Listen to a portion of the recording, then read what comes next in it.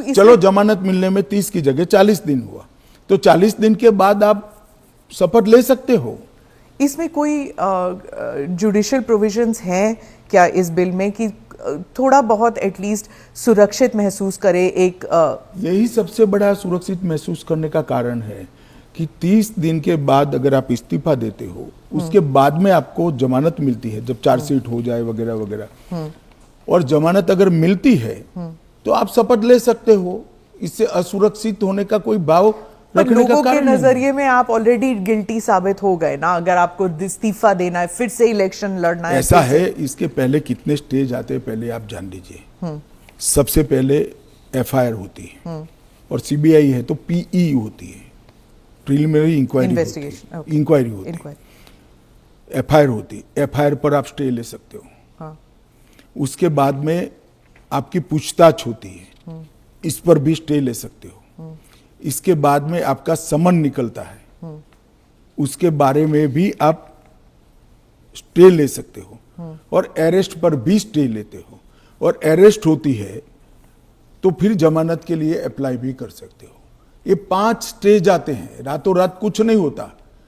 मगर करप्शन में अगर आकंठ आप डूबे हुए हैं तो फिर तो अरेस्ट भी होगी, जेल में भी जाना पड़ेगा, इस्तीफा भी देना पड़ेगा।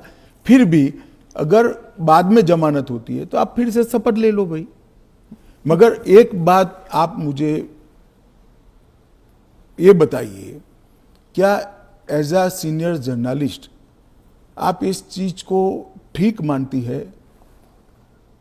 क्योंकि अभी तो नरेंद्र मोदी जी है तो ऐसा सवाल ही नहीं है, परंतु कभी भी देश का प्रधानमंत्री जेल में जाए तो जेल से देश का प्रधानमंत्री सरकार चलाए, वो ठीक मानती है क्या? देश का मुख्यमंत्री जेल में रहकर सरकार चलाए, वो ठीक मानते हैं क्या? क्या इस देश में ऐसी मान्यता है कि जो व्यक्ति पद पर बैठा है इसके अलावा देश चलेगा ही नहीं? भाई आपके दल का बहुमत है, आपके दल का कोई अलग व्यक्ति आकर शासन चलाएगा। जब आपका बेल हो जाए आप जरूर चले जाइए वहां पर। मगर हमने कोई एक लेवल रखना है। फिर तो 2 साल के बाद सदस्यता भी क्यों जानी है? क्योंकि ऊपर अपील का अधिकार है, वो निर्दोष छूट सकते हैं। क्यों जानी चाहिए 2 साल? और वो कांग्रेस के समय में प्रावधान हुआ है कि अगर 2 साल से ज्यादा सेशन कोर्ट्स में जेल होती है, 2 साल से ज्यादा समय के लिए कैद का ऑर्डर होता है, तो आपकी सदस्यता अपने आप समाप्त हो जाती है। गृहमंत्री जी, मॉनसून सेशन में हमने देखा कि विपक्ष ने आप पर भी आरोप किया कि आप भी जेल गए थे, आप पे भी आरोप हुआ था।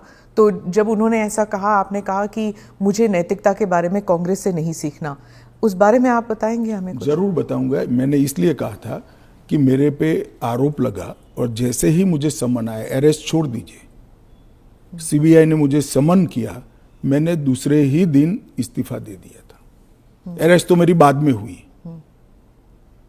जैसे ही सीबीआई ने मुझे समन किया था, मैंने दूसरे ही दिन इस्तीफा दिया था, और केस चला, और केस में जजमेंट भी आया कि ये पॉलिटिकल वेंडेटे का केस था और मैं पूर्णतया निर्दोष हूं। पर वो तो बाद में आया था एक सेकंड सुनिए ना। हाँ। एक सेकंड, वो जजमेंट बाद में आया। बेल मेरी पहले हो गई थी।